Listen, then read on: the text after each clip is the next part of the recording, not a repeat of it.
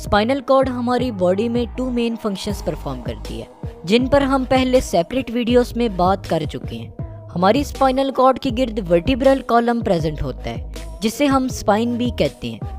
Vertebral column हमारी spinal cord को protect करता है, हमारी बॉडी को फ्लेक्सिबिलिटी प्रोवाइड करता है और इसके अलावा और भी कई फंक्शंस परफॉर्म करता है। जिस तरह एक नेकलेस बहुत से पल्स यानी मोतियों से मिलकर बना होता है, ठीक इसी तरह हमारा वर्टिब्रल कॉलम छोटे छोटे बोनी स्ट्रक्चर्स से मिलकर बना होता है, जिन्हें हम वर्टिब्राई कहते हैं। हमारे वर्टिब्रल कॉलम में टोटल 33 वर्टिब्राई प्रेजेंट होती हैं। वर्टिब्राई के फ्रंट पार्ट को वर्टिब्रल बॉडी कहा जाता है और बैक पार्ट को वर्टिब्रल आर्च कहा जाता है। हमारी बॉडी की बाकी बोन्स की तरह हमारी वर्टिब्राई का आउटर शेल भी सॉलिड बोन से मिलकर बना होता है, जिसे हम कॉर्टिकल बोन कहते हैं। और हमारी वर्टिब्राई के अंदर सॉफ्ट एंड स्पॉन्गी बोन प्रेजेंट होती है, जिसे हम कैंसिलस बोन कहते हैं। अब बहुत सी कंडीशंस ऐसी होती हैं जिनकी वजह से हमारी वर्टिब्राई वर्टिब्रल कंप्रेशन फ्रैक्चर का शिकार हो जाती है। कंप्रेशन फ्रैक्चर के दौरान हमारी वर्टिब्राई की वर्टिब्रल बॉडी कोलैप्स हो जाती है। इसके बहुत से कॉजेस हो सकते हैं, जैसा कि बहुत से लोग ऑस्टियोपोरोसिस का शिकार होते हैं, जो कि एक ऐसी बोन डिजीज है जिसके दौरान हमारी बोन्स बहुत ही वीक हो जाती हैं, जिसकी वजह से हमारी बोन्स में फ्रैक्चर होने के चांसेस बहुत बढ़ जाते हैं। जो लोग ऑस्टियोपोरोसिस का शिकार होते हैं, उन लोगों में रोजमर्रा के मामूल की एक्टिविटीज की वजह से वर्टिब्रल कंप्रेशन फ्रैक्चर हो सकता है, जैसा कि फोर्सफुली स्नीज करना, चीज़ों को उठाना वगैरह।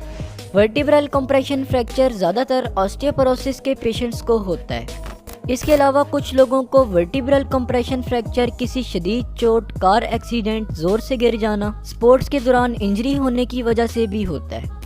अगर हम वर्टिब्रल कंप्रेशन फ्रैक्चर के ट्रीटमेंट की बात करें तो इसके नॉन सर्जिकल ट्रीटमेंट्स में पेन मेडिकेशन, बेड रेस्ट और बैक ब्रेस वगैरह शामिल हैं। अगर ये ट्रीटमेंट्स काम न करें तो डॉक्टर्स वर्टिब्रोप्लास्टी या कीफोप्लास्टी के ज़रिए से वर्टिब्रल कंप्रेशन फ्रैक्चर को ट्रीट करते हैं। वर्टिब्रोप्लास्टी और कीफोप्लास्टी ऐसे सर्जिकल ट्रीटमेंट्स हैं जिनके दौरान आपकी फ्रैक्चर्ड वर्टिब्रा को स्टेबलाइज करने के लिए आपकी वर्टिब्राई में सीमेंट को इंजेक्ट कर दिया जाता है। चलिए स्टेप बाय स्टेप जानते हैं कि आखिर वर्टिब्रोप्लास्टी या फिर कीफोप्लास्टी प्रोसीजर्स को कैसे परफॉर्म किया जाता है। इन प्रोसीजर्स के दौरान सर्जन्स फ्रैक्चर्ड वर्टिब्राई के ऊपर प्रेजेंट एरिया में इंसिजन लगाते हैं और फिर सर्जन्स एक हॉलो नीडल, जिसे ट्रोकार कहा जाता है, उसे पेशेंट के फ्रैक्चर्ड वर्टिब्राई में इंसर्ट कर देते हैं।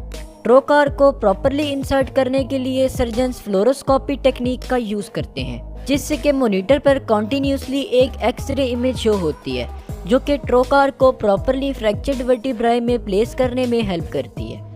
अगर सर्जन्स कीफोप्लास्टी प्रोसीजर परफॉर्म कर रहे हो तो फिर सर्जन्स ट्रोकार के जरिए से वर्टिब्राई में बैलून टैंप को इंसर्ट करते हैं और फिर फ्रैक्चर की वजह से कंप्रेस हो जाने वाली वर्टिब्रल बॉडी की हाइट को रिस्टोर करने के लिए बैलून को इन्फ्लेट किया जाता है और फिर बैलून को डिफ्लेट करके बैलून टैंप को रिमूव कर लिया जाता है। बैलून टैंप को रिमूव कर लेने के बाद सर्जन्स फ्रैक्चर्ड बोन में पॉलीमिथाइल मीथाक्राइलेट को इंजेक्ट कर देते हैं। पॉलीमिथाइल मीथाक्राइलेट को बोन सीमेंट भी कहा जाता है। बोन सीमेंट कुछ ही मिनट्स में हार्ड हो जाती है।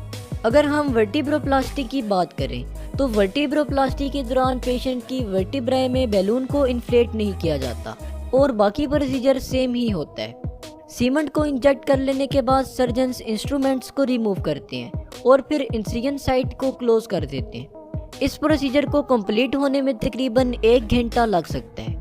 इसके अलावा ट्रीटमेंट के दौरान पेशेंट को बोन स्ट्रेंथनिंग मेडिसिन भी दी जाती है। वर्टिब्रोप्लास्टी और कीफोप्लास्टी दोनों ही सेफ और इफेक्टिव सर्जिकल प्रोसीजर्स हैं।